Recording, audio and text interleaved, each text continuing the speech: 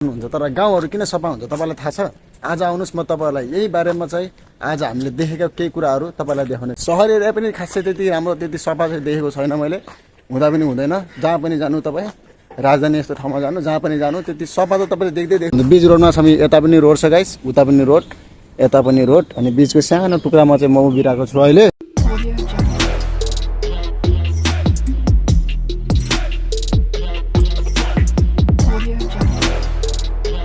Hello अनि दर्शन नमस्ते guys, के छ तपाईँहरू? सन्चै आरामै हुनुहुन्छ होला गाइस, म पनि एकदम सन्चै आरामै छु। र अहिले तपाईँ हेर्दै हुनुहुन्छ गणेश अफिसियल भ्लग्स, र यसमा तपाईँहरूलाई ट्राभल्स भ्लग्स होइन, अनि यहाँको बाहिर देशको लाइफ अनि डेली भ्लग देख्नको लागि मिल्नेछ। र यसमा तपाईँहरूलाई धेरै मोटिभेसन पनि मिल्नेछ, अनि लास्टसम्म हेर्नु होला है।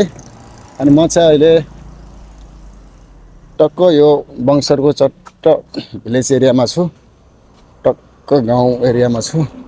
अनि यहाँ चाहिँ आज पनि भ्लग बनाउनलाई आइयो है। यो चाहिँ मेरो भ्लग 3 हो। अनि गाइस यो चाहिँ हेर्नु, यस्तो छ यो सुपारीको बुट्टा चाहिँ यस्तो दामी छ, यस्तो तरिकाको छ है। अनि यो चाहिँ गाउँ एरियामा, अगाडि चाहिँ मेरो दाइ छ।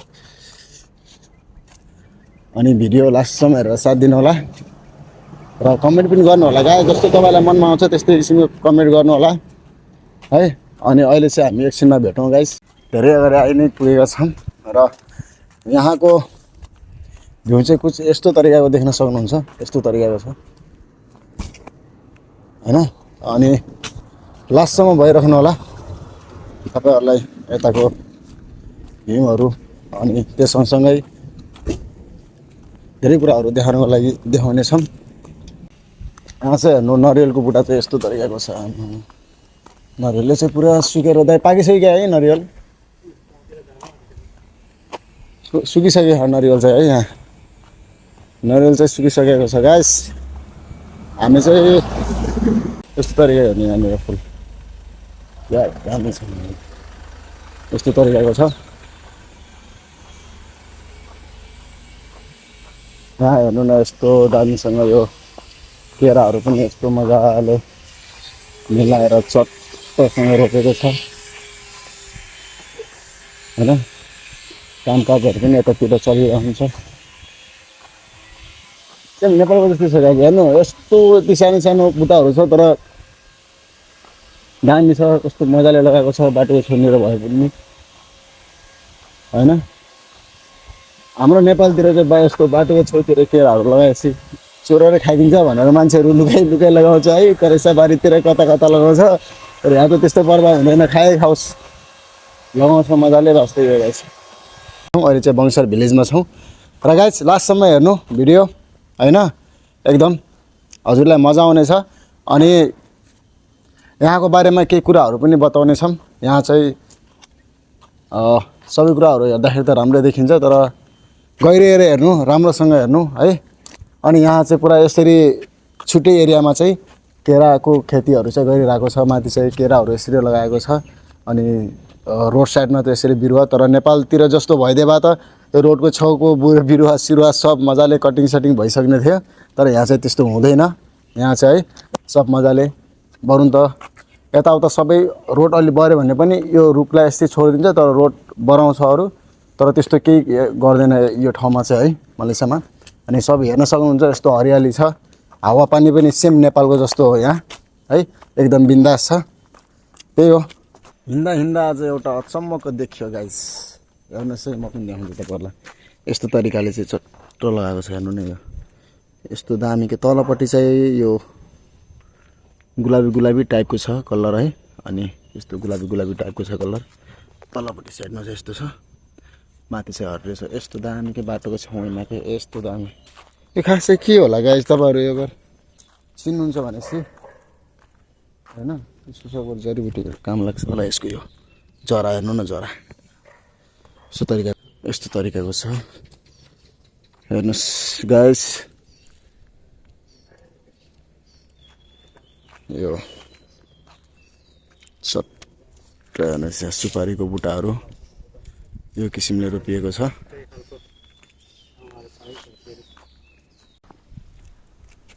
यहाँ चाहिँ गाइस मैले फेरि एउटा लिएर आएको छु उताबाट चाहिँ गाडी आयो गाइस अनि यहाँ चाहिँ यस्तो तरिकाको केराहरू चाहिँ रोपिएको छ बाटोको छेउनिर छ हेर्नु पहिलोपटक देख्नु भएको होला यस्तो तरिकाको अनि यहाँ चाहिँ निम्बुको बुटा पनि छ अनि यहाँदेखि अगाडि जाने हो भने गाइस हामी चाहिँ अब मङ्सर भिलेजको बजार पनि देखाउँछौँ आज नै देखाउँछौँ यही भिडियोमा लास्टसम्म हेर्नु होला एकदम मजा आउँछ गाइस है अनि यहाँ चाहिँ यसरी अलिअलि फुलहरू लगाएको छ यहाँ चाहिँ यस्तो तरिकाको छ अनि यहाँको हेर्नु कोकोनट चाहिँ यहाँको फेमस हो फेरि है कोकोनटको बुट्टा हेर्नु प्यालो प्यालो भइसकेको छ सबै यस्तो तरिकाको अनि यहाँको फोहोरहरू जे भए पनि यस्तो प्लास्टिकमा राखिदिने गाइस अनि फोहोर उठाउने मान्छे आएर अनि हालेर लगेर जान्छ उसले यस्तो हेर्नु न यस्तो क्लिन छ पुरै सफा छ क्या सफा शुद्ध छ यतातिर हेर्नु यस्तो दामी छ नि घुम्नको लागि चाहिँ दामी छ विकसितको लागि पनि एकदम राम्रो छ ठाउँ है मलेसिया अब नेपालतिर पनि यो लागू हुनु पर्यो है नेपालमा पनि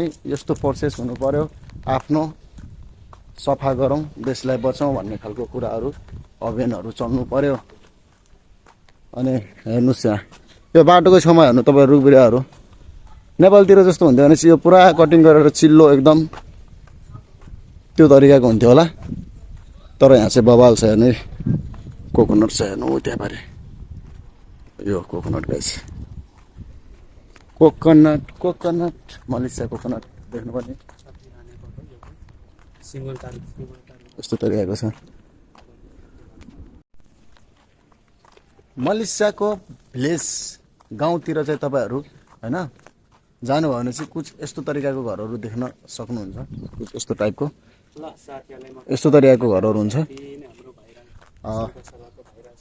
गाउँ एरियामा चाहिँ अनि त्यही हो हेर्दै जानु म चाहिँ गाउँको अनि सिटी होइन सहर एरियाको सबै तरिकाको भ्लगहरू ल्याइरहनेछु र ल्याइ पनि रहेछु 2-3वटा ल्याइसकेको छु अरू पनि ल्याउने प्रोसेस जारी छ है त्यही हो सब्सक्राइब गर्न नबिर्सिनु भिडियोलाई लाइक गरिदिनु कमेन्ट गर्नु तपाईँले सहरहरू त सफा भएको देख्नुहुन्छ तर गाउँहरू किन सफा हुन्छ तपाईँलाई थाहा छ आज आउनुहोस् म तपाईँलाई यही बारेमा चाहिँ आज हामीले देखेका केही कुराहरू तपाईँलाई देखाउनेछौँ यहाँ तपाईँले हेर्न सक्नुहुन्छ यस्तो एउटा ट्याङ्कर राखेको छ यहाँ चाहिँ सबै गाउँको मान्छेहरूले चाहिँ फोहोरहरू यहीँ राख्ने गर्छन् र त्यही भएर गाउँ पनि यति सफा रहन्छ यतातिरको यति सफा देख्न सक्नुहुन्छ यस्तो चाहिँ अनि हाम्रो नेपालतिर पनि यो तरिकाको हुनु पर्यो होइन मान्छेहरूले फोहोर मैला प्रायः जसो खोलातिर लगेर फाल्ने गर्छ त्यो चाहिँ त्यस्तो हुनु भएन गाइस होइन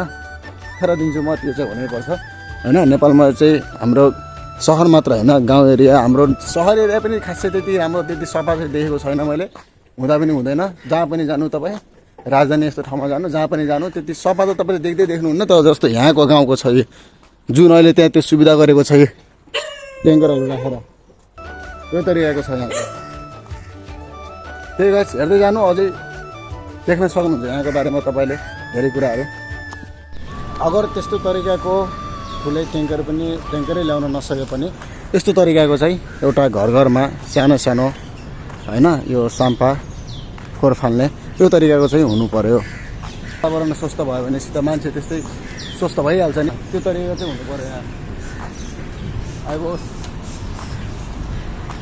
अनि यस्तै हो भिडियो हेर्दै जानु अझै देखाउने छौँ ल हेलो गाइस अहिले हामी धेरै हिँडिसकेका छौँ र थाकी पनि सकेका छौँ पसिना पनि यस्तो आएको छ गाइस हेर्न सक्नुहुन्छ अनि हामी चाहिँ अहिले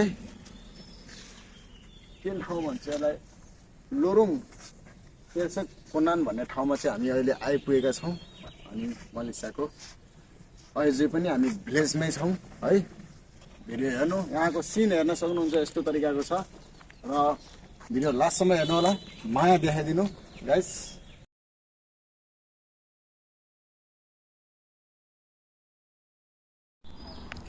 यहाँनिर हेर्नु गाइस हामी अहिले चाहिँ बजार एरियामा बङ्सर भिलेजको बजार एरियामा चाहिँ घुसिसकेका छौँ यस्तो किसिमको छ यहाँ चाहिँ हाम्रो बिच रोडमा छ यता पनि रोड छ गाइस उता पनि रोड यता पनि रोड अनि बिचको सानो टुक्रामा चाहिँ म उभिरहेको छु अहिले हेर्न सक्नुहुन्छ अनि यहाँदेखि चाहिँ अब म जान लागेको गाइस किनभने गाडी हेर्नुपर्छ चारैतिर बाटो छ नि त यता त्यही भएर मेरो दाइ चाहिँ उहाँ पुगिसक्यो म चाहिँ यतादेखि जान्छु म म चाहिँ त्यहाँभित्र जाँदैन गाइस, किनभने मजा लाग्दैन नि त। यो हेर्नु न गाइस, सुपारीको दाना पनि यत्रो हुन्छ र भनेको केसको दाना हो यार? हो सुपारी हो, यस्तो बवाल छ है।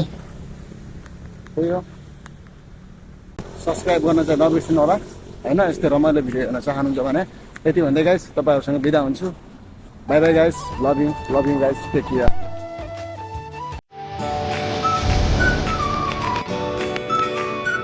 Audio Jungle.